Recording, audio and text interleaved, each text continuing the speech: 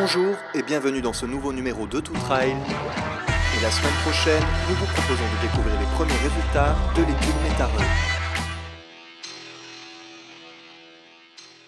Souvenez-vous, l'année dernière, une grande étude avait été menée lors de la dernière édition du Grand Raid par des médecins des urgences de Belle-Pierre. Une centaine de coureurs volontaires ont été suivis pendant plusieurs semaines après leur diagonale. Le but, analyser leur sang pour identifier le comportement de certaines molécules dans l'organisme pendant l'épreuve et surtout après, lors de la phase de récupération. Avec des efforts de très longue durée, sur parfois plusieurs dizaines d'heures, l'ultra-trail est en effet un sport à part qui sollicite terriblement l'organisme. En 2010, sur le premier Grand Raid que j'avais réalisé avec deux amis, un médecin et un infirmier, on s'est aperçu qu'on avait mis énormément de temps à récupérer après notre course. On a voulu savoir pourquoi on avait des jambes qui avaient gonflé, pourquoi on avait l'impression d'avoir un syndrome inflammatoire qui durait longtemps.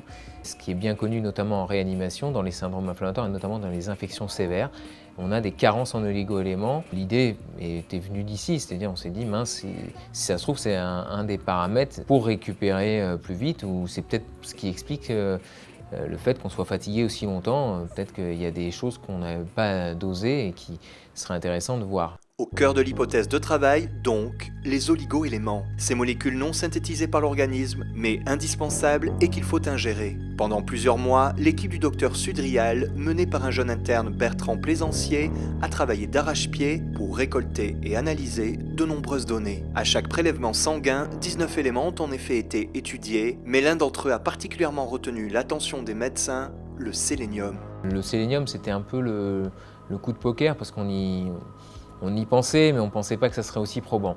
Le sélénium, en fait, ce qu'a montré cette étude, c'est que d'emblée, déjà, le taux de sélénium au départ, entre les gens qui ont fini et les gens qui n'ont pas fini, n'est pas le même. Les gens qui finissent le Grand Raid ont un taux de sélénium qui est plus élevé que les gens qui ne finissent pas. Alors, pourquoi le sélénium est plus élevé chez les finishers, on ne sait pas. Toujours est-il que c'est un premier constat, c'est celui-là. Est-ce que c'est pour des causes alimentaires? Nous, on ne l'a pas retrouvé dans notre questionnaire. Par contre, peut-être qu'il y a des éléments d'analyse qu'il faudrait qu'on fasse en plus pour voir sur une prochaine étude là-dessus. Présent de façon naturelle dans certains aliments, comme les noix du Brésil et toutes les noix en général, le sélénium est aussi présent dans le poisson ou les céréales. Au vu de ces premières constatations, on pourrait donc croire qu'il a un effet direct sur la performance du coureur. Pour autant, suffirait-il d'en ingérer en quantité pour finir le Grand Raid? Ça, c'est la première réaction binaire qu'on a envie de faire, mais qui n'est pas forcément la bonne. Parce que pourquoi, si ça se trouve, c'est des gens qui sont mieux entraînés ou plus entraînés. Et on sait que plus on s'entraîne, et plus... Alors, le sélénium est un antioxydant.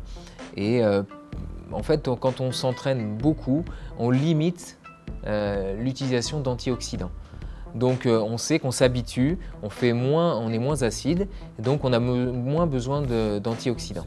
Donc peut-être que en fait, c'est un effet de l'entraînement. Nous, on avait fait des questions sur la quantité de l'entraînement, mais nos questions n'étaient peut-être pas assez précises pour nous permettre de ressortir ça.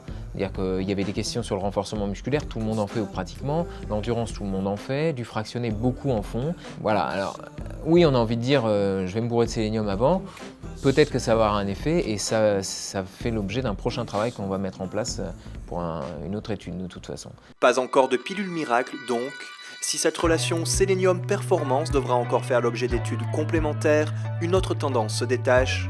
L'étude Métarun a mis en évidence le fait que le taux de sélénium influe directement sur la récupération. À l'arrivée, tout le monde a une chute énorme de sélénium.